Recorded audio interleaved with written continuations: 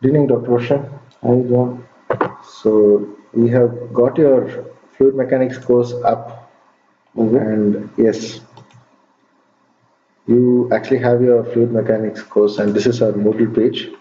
That was my personal server, of course, and here's our fluid mechanics course all set up and ready for you. Okay. Students should be able to start on 4th January. Can we create a course again? A new course?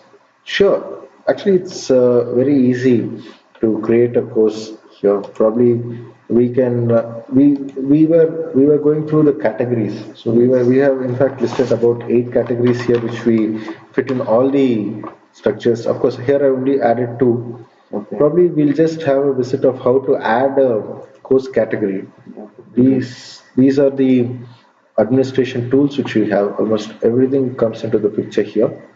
And yeah, so here we go to the courses and I add a category here. Okay. The manage category, you can just go ahead and do other stuff. Here basically, suppose we want to keep it as scale, for instance, if you want these to come under scale, we can go and say that all these can go under School of Civil Engineering, and we'll just come back to that in a minute. And here I type out, for instance, geotechnical engineering. So this becomes a category, Okay. geotechnical engineering. And here it is. So it's just we have created the category. Okay. And in fact, suppose I was just thinking we may as well try to put it under School of Civil Engineering scale. Okay. So here we just create another category, and here I keep this as top. And for now, let us just keep it as scale. We can go through the name again. We can change it.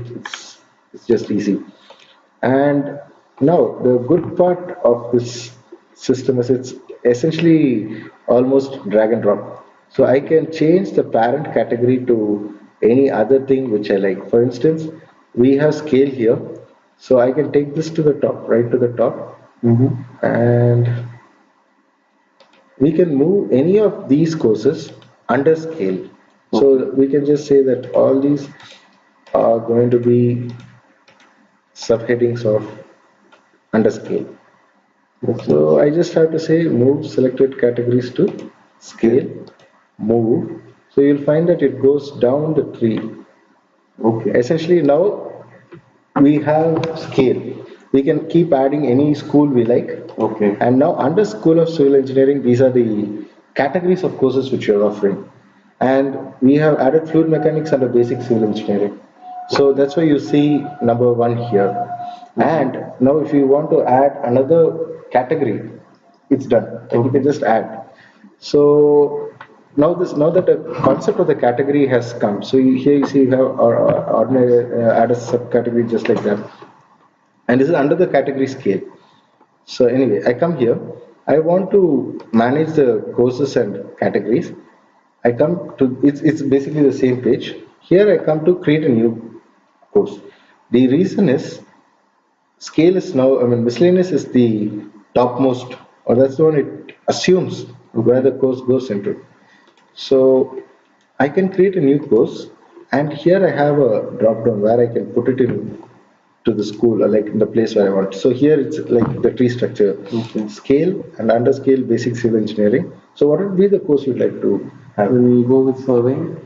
Surveying. I think that will also come under basic civil. Okay. Then we'll go for something structural.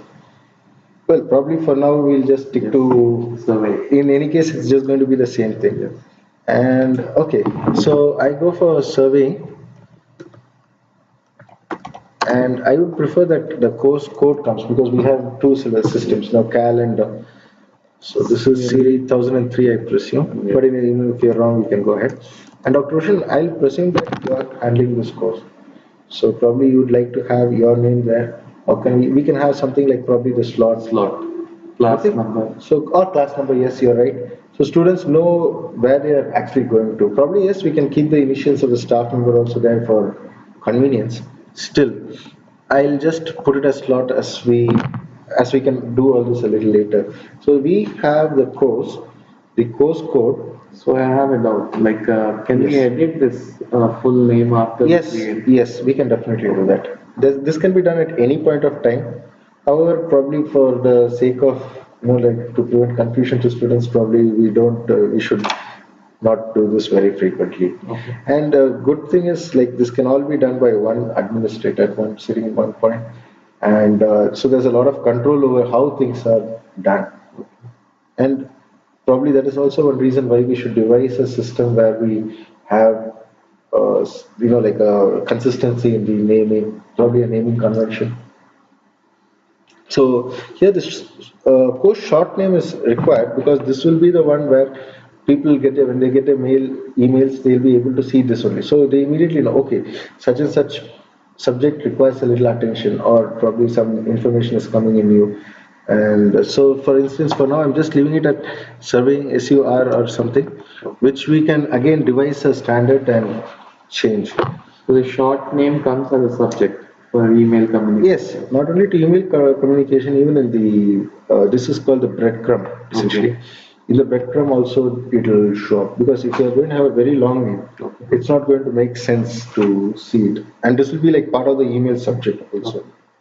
And once a student registers under a particular faculty member, so when we are going to give the short name, for instance, he knows it's only from that person. It's not going to be from somebody different.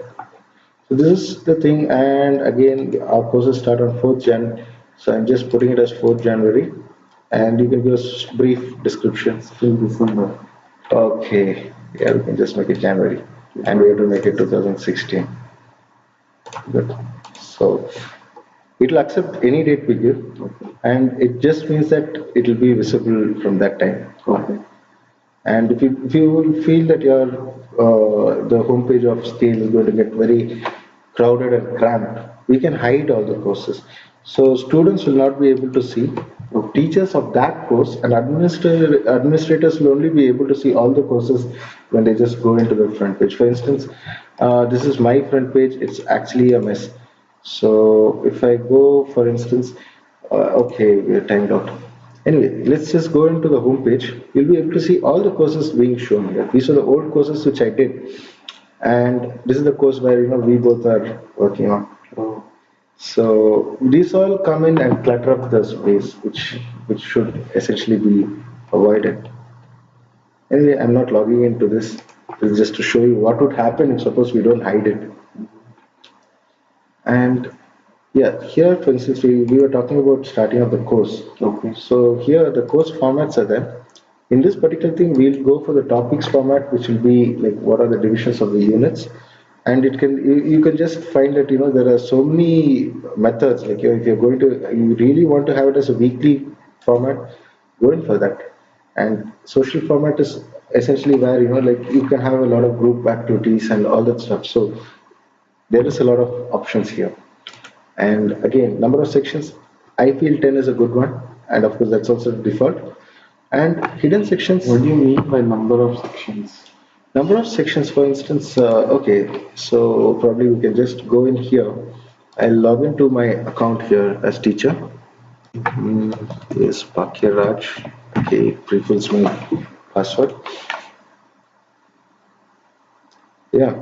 So if you look at this course, I got okay, this is because I'm showing the entire thing that it is coming. Well, I'll just go for some other course because this is a little cluttered as of now. Mhm. So let's say the strength of materials lab component.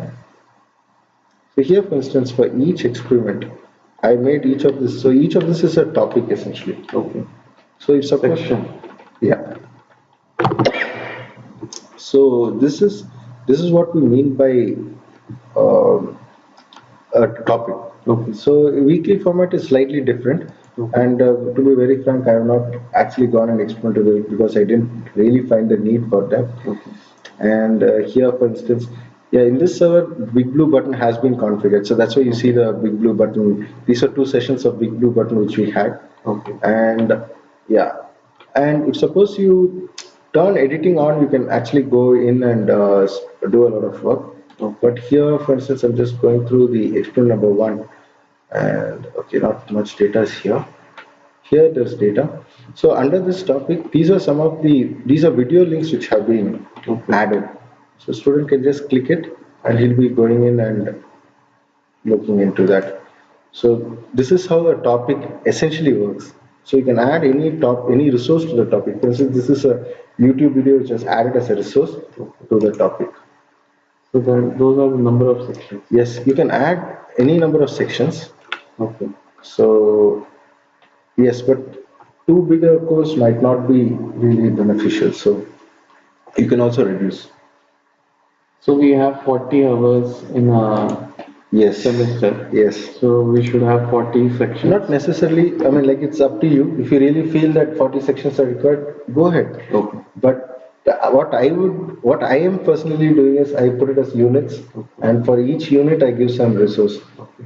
Because to populate the resource, it does take a lot of time, like, because a lot of thinking, and we have to be very creative to get the attention of students. Okay.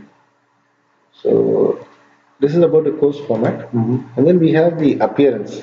So how it appears to the student. Here I can post the language, Okay. and grade books. If it's shown to students, I feel transparency is that, like I was talking to you earlier. And here we can give the maximum limit which a student will be allowed to upload. Okay. So as of now, this is using form upload. So 8 MB was the limit which has been given. It's a soft limit, Okay. and which can be dynamically increased. So and there are other backend works which have to be done for that, as in the servers should be capable and so many other things. So all the other things are essentially non-essential to the creation of the course. And I'm sure that as you go along, you'll be able to understand it. And yeah, maybe I'll just add this groups. So suppose you have a format where you are going to talk about people having a group, like a group activity in a project, mini project, a J component comes into picture. So you can say, yes, these are all people who are grouped together. Okay. And there are some ways you can put marks, like whether all the people in the group get the same marks and stuff like that. And yes, that's it. So we just go save So and the display. That's groups it. are dynamic once we fix the groups. You can create any number of groups. Okay. Students can be part of any number of groups. In fact, what I normally do is I enroll students and give a group which will enable me to get all of them imported immediately into my course in one shot. So they will be all a subset of one group, which is unique to this course. Okay. So I can message the entire group. So that is one of the advantages we have in grouping. Oh, that's nice. And yeah, so now that we got it, so this is how we actually create a course. And if you look at inside a course, we got a lot of enrolling users is actually quite easy, in the sense you can just if you're already having a group done, you can just select the students, just give enroll, and automatically the default role which is there you'll get. Okay. And this is what we mean that it's an administrator work. You just go, for instance, a teacher, and probably I'll just add you as a teacher to this course. Okay. So you will be the one who will do it. And I don't want to, like if you can say, like, I want enrollment to be restricted to so many days, you can still do that, maybe 1 year or something. So end of that, they will not be able to work on this course. Basically, if you want to do that, unlimited, yeah, it is understood. So from when they can do it? From here, from this date. So that's it. So we got users here, and if you log into your account, you should be able to just work on. And here's the topics.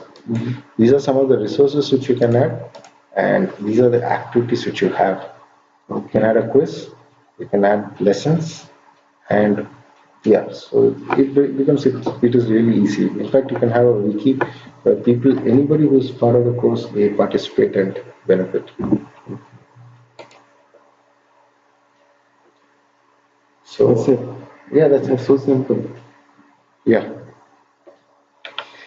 I hope I helped you in getting an understanding of how this course is created, Dr. Roshan, Definitely. and all the other things, like, you can add resources for students, and these are activities which you can do. Assignments are online, and I found it very easy to grade assignments which are submitted online. So it just comes to your screen, and the best part is the exams.